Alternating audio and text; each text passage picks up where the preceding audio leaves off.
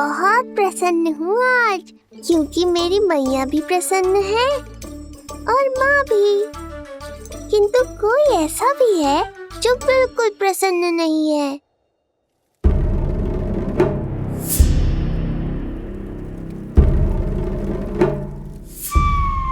किसने की तुम सबकी ये अवस्था? किसकी मृत्यु ने पुकारा है उसे? उत्तर दो। हम नहीं जानते महाराज, वहां कोई था ही नहीं। किंतु कोई तो था महाराज। विष्णु था वो, छलिया विष्णु। कहां छुपा हो सकता है वो? विष्णु कहां छिपा है ये तो मैं भी नहीं जानता महाराज, किंतु जब से आकाशवाणी के विषय में आपने बताया है, मुझे एक शंका है जो लगातार मेरे हृदय को कचोट रही है। आकाशवाणी के अनुसार विष्णु का अवतार देवकी के गर्भ से 8वें पुत्र के रूप में जन्म लेने वाला था, अर्थात उसका जन्म उस बंदी गृह में ही हुआ होगा। तो फिर वो वहां से भागा कैसे? और उसे तो पुत्र होने वाला था महाराज। फिर वो कन्या, वो किसकी पुत्री थी? कहीं ऐसा तो नहीं कि उस बंदी गृह में कुछ ऐसा हुआ हो जो आपकी जानकारी के बाहर हो महाराज? और यदि कुछ ऐसा हुआ है तो क्या वसुदेव और देवकी के जानकारी के बिना ऐसा हो सकता था? मुझे तो लगता है महाराज कि आपकी बहन और आपके बहनोई दोनों ही आपके शत्रु विष्णु के साथ मिले हुए हैं। मेरी बहन और मेरा बहनोई, उनमें इतना साहस नहीं। उन कायरों ने तो मेरे भय से अपनी सभी नवजात शिशुओं को एक एक कर मुझे सौंप दिया था। वो मेरे विरुद्ध नहीं जा सकते।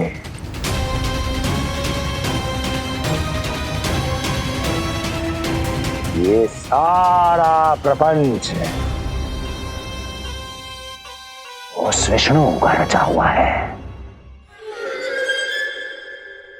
हमें उसे ढूंढना ही होगा। सैनिकों को गांव-गांव भेजकर हमें अपना समय व्यर्थ नहीं करना चाहिए महाराज। हमें तो केवल अपनी खोज को केंद्रित करना होगा। अपनी रणनीति को बदलना होगा हमें महाराज। क्या सुझाव है तुम्हारा नरकासुर? स्त्री, पुरुष, युवा, वृद्ध, इन सभी के प्राण लेने आवश्यक नहीं है महाराज। मैं तो कहता हूं हमें केवल उन शिशुओं को मृत्यु के घाट उतारना चाहिए जिनकी आयु 10 दिन से कम है।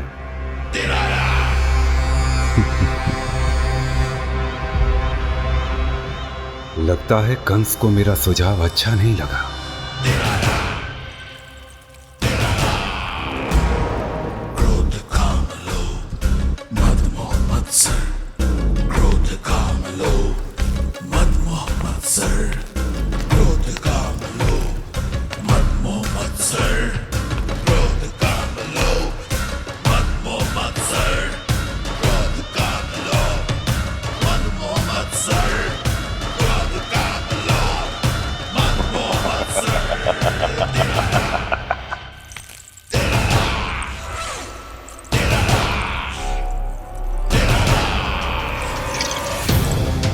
वाह मेरे मित्र वाह।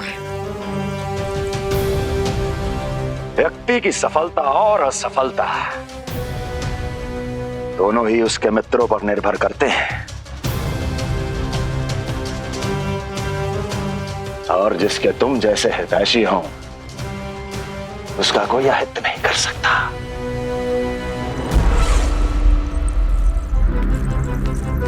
सर्वोत्तम सुझाव है ये। यदि हमें उस विष्णु को रोकना है तो 10 दिन से कम आयु के सभी बालकों के प्राणों को हरना होगा। अब बस हमें यह सोचना है कि इस कार्य को करने के लिए हम में से सबसे अधिक उपयुक्त कौन होगा। होगा नहीं महाराज, होगी। इस कार्य के लिए हमें एक स्त्री चाहिए, एक ऐसी स्त्री जो शिशुओं को अपना भोजन बनाने के लिए विशेष रुचि रखती हो।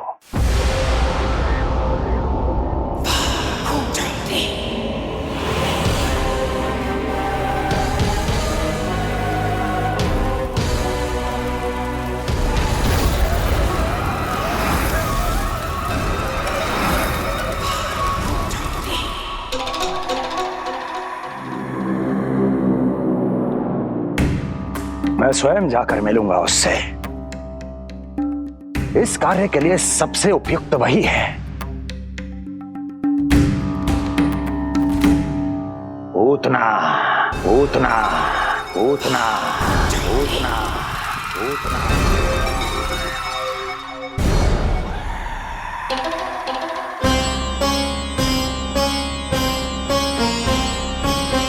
पूतना, पूतना।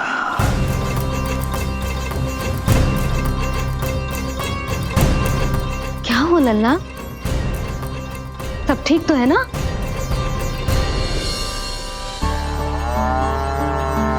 लगा।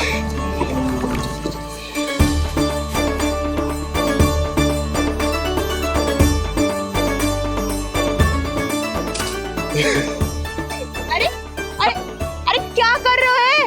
ये फूल टोकरी में धरवे लायक ना है बाजाई। ये तो घर द्वार सजाए हुए के लिए।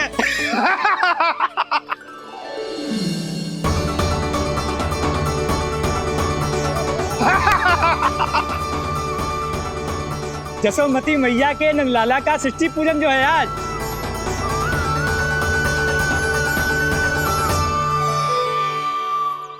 मैया मैया मैया। अरे तू तैयार ना हुआ अब तक? चल मैं तुझे तैयार करती हूँ। सीधा खड़ा रह। नंद महाराज के यहाँ षष्ठी पूजन के लिए जाना है कि ना? हम नंद बाबा के घर तो हाथी पे जाएंगे ना। तो फिर क्या घोड़े पे जाएंगे? ना हाथी पे जाएंगे ना घोड़े पे जाएंगे। हम नंद जी के घर पालकी में जाएंगे। सच्ची? हाँ, हाथी घोड़ा पालकी जय नंद गोपाल की। हाथी घोड़ा पालकी जय नंद गोपाल की। हाथी घोड़ा पालकी जय कन्हैया लाल की। हाथी घोड़ा पालकी जय नंद गोपाल की। हाथी घोड़ा पालकी जय कन्हैया लाल की।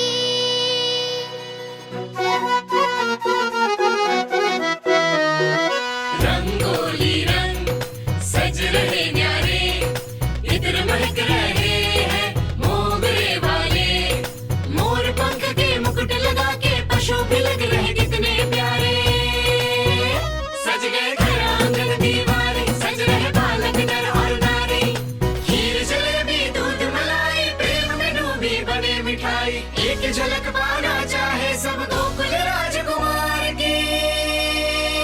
हाथी घोड़ा पालकी जय नंद गोपाल की। हाथी घोड़ा पालकी जय कन्हैया लाल की।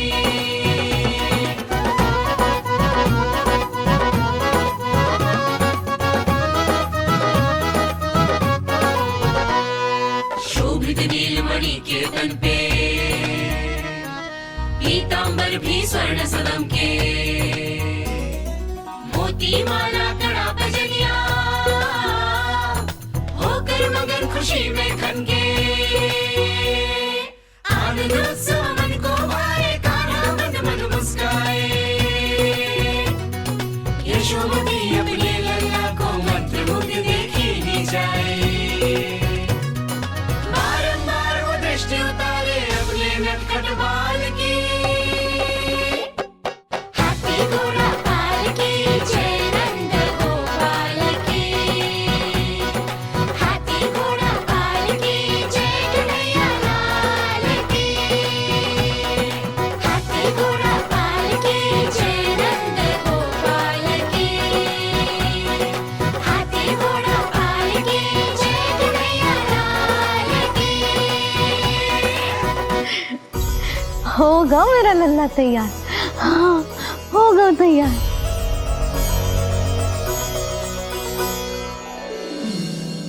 आज नए वस्त्रों में कितना मनोहर लग रहा होगा वो।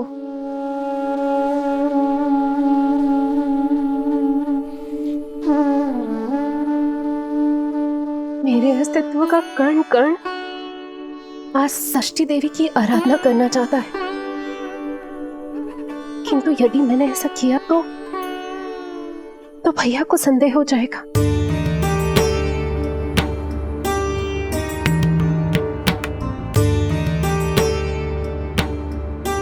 दुष्ट शक्तियों से सदैव सुरक्षित रहे, किसी अनिष्ट या विपदा की छाया भी उस पर ना पड़े, वो सदैव खुश रहे।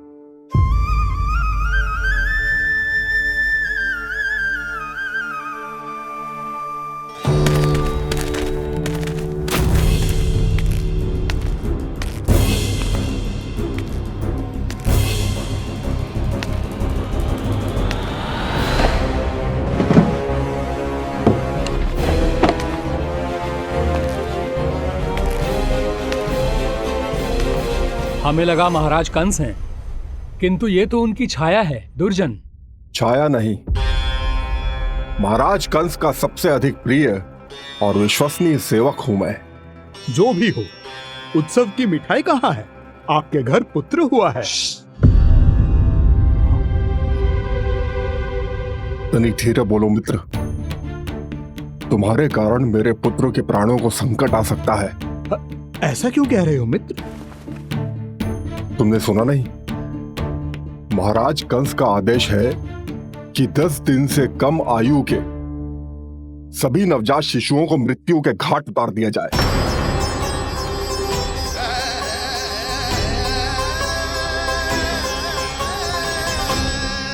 षष्ठी मैया की जय, षष्ठी मैया की जय, षष्ठी मैया की जय, षष्ठी मैया की जय, षष्ठी मैया की जय, षष्ठी मैया की, षष्ठी मैया की जय।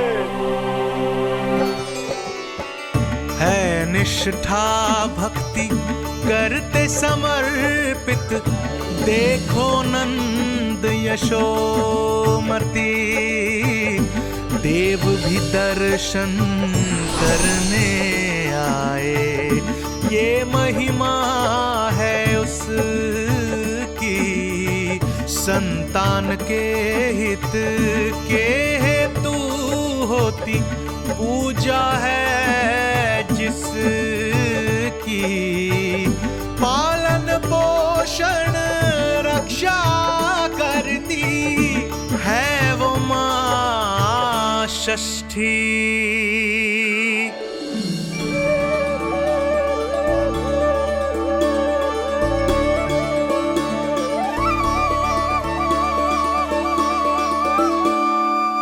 कंस बहुत ही निर्दयी है, इसलिए मैंने अपनी पत्नी समेत अपने पुत्र को भी पड़ोसी राज्य भेज दिया है, उसके मामा के यहाँ।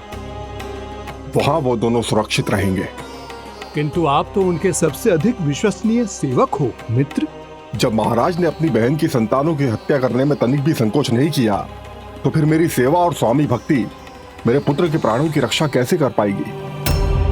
आप सत्य कह रहे थे स्वामी, भैया बिल्कुल नहीं बदले। वो अभी भी मेरे पुत्र को ढूंढ रहे हैं, उससे भी मार डालेंगे। कुछ नहीं होगा हमारे पुत्र को देवकी। वो वस्त्र, जब मैं वो वस्त्र सिल रही थी तो अवश्य प्रहारियों ने मुझे देख लिया होगा और उन्होंने भैया को जाकर बता दिया होगा। तभी तो भैया को मेरे पुत्र के विषय में संदेह हो गया। भैया पता नहीं क्या करेंगे। हे नारायण। श्री नारायण के न्याय में विश्वास रखो देवकी। हमारा पुत्र साक्षात श्री विष्णु का स्वरूप है, उसकी रक्षा षष्ठी देवी स्वयं करेगी।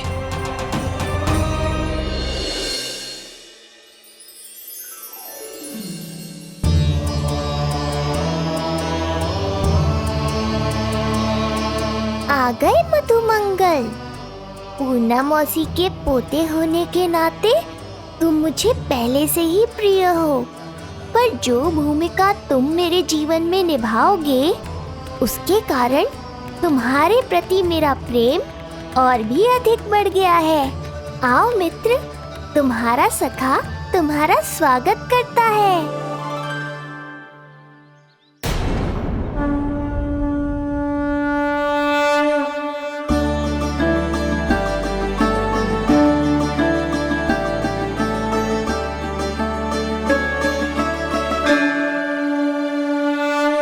हे मां षष्ठी, गोकुल के भविष्य हमारे राजकुमार को उत्तम स्वास्थ्य और दीर्घायु का आशीर्वाद दीजिए। सभी संकटों से, बाधा व्याधि से सदैव इसकी रक्षा करना मां।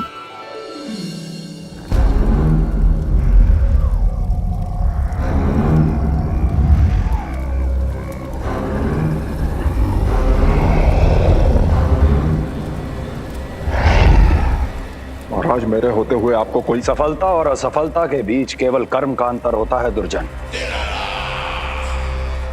मेरा शत्रु असफल हो, इसके लिए आवश्यक है कि ये कार्य मैं स्वयं करूं।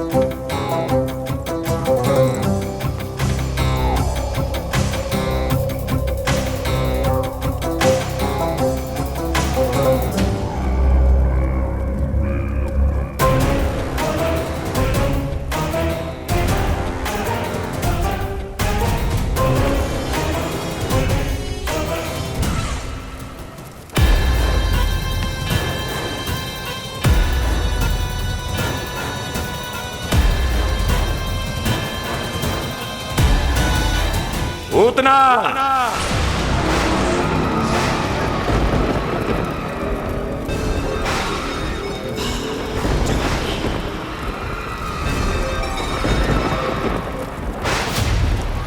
कंस।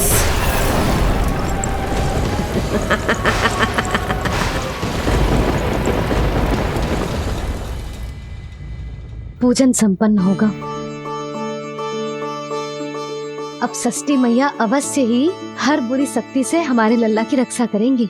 मैया, मैं बुराई का नाश करके धर्म की स्थापना करूंगा, चिंता मत करो आप। ये देखो, अतिथियों से मिलने के लिए कितना लालायित हो रहा है हमारा लल्ला। हाँ?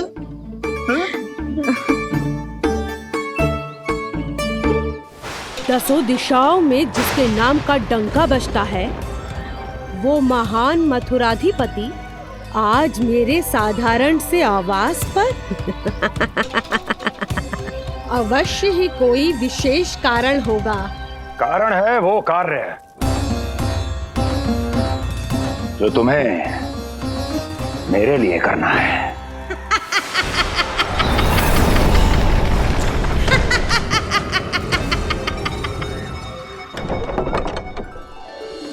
यशोमती मैया के नंद लाला की, यशोमती मैया के नंद लाला की, यशोमती मैया के नंद लाला की, यशोमती मैया के नंद लाला की, यशोमती मैया के नंद लाला की, यशोमती मैया के नंद लाला की।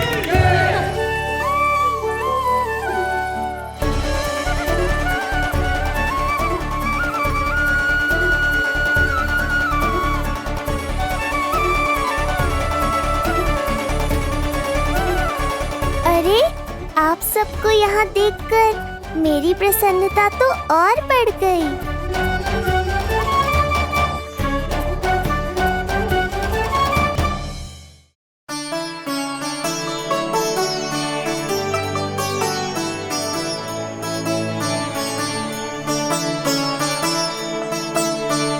इतने आश्चर्यचकित मत हो मधुमंगल।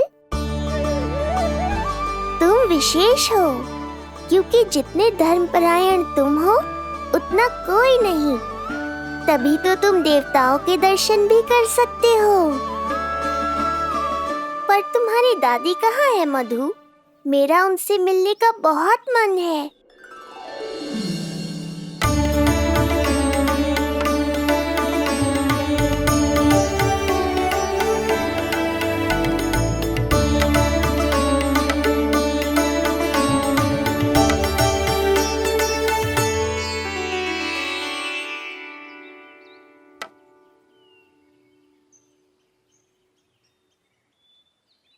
पूर्णा मौसी, बहुत अच्छा किया आप आ गए, सच्ची।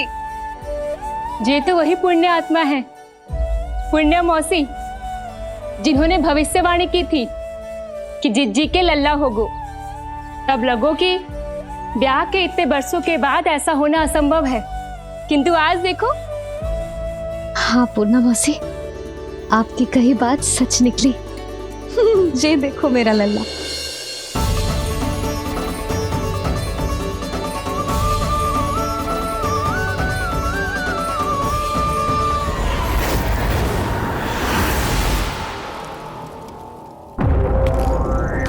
तुम्हें मेरा आदेश मानना होगा। महाराज हूं मैं तुम्हारा। यदि तुमने ऐसा ना किया तो परिणाम क्या हो सकता है ज्ञात है ना? मैं तुम्हारे भी प्राण ले सकता हूं। नवजात शिशुओं की हत्या करना तुम्हें भी प्रिय है ना पूतना? नवजात शिशु?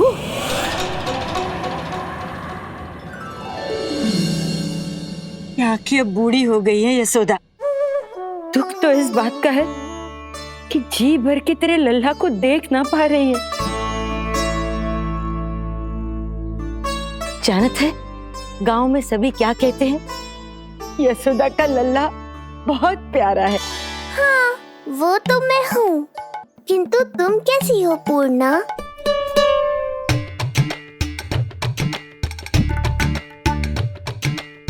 किसी ने कुछ कहा क्या? ना ना, अवश्य ही मुझे भ्रम हुआ है। चौंक क्यों गई? हमारा नाता तो जन जन का है पूर्णा।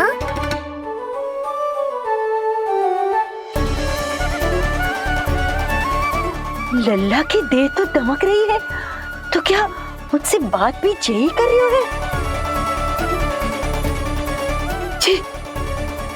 जी मुझसे बात कर रही हो? अरे क्या कर रही हो? सबको मत बताओ पूर्णा, ये केवल हम दोनों का रहस्य है, मेरा और तुम्हारा।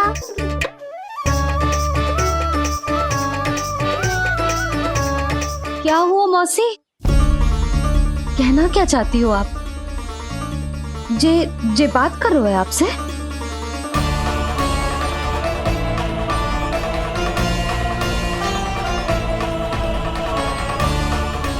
बताओ पूर्णा मौसी, क्या हुआ?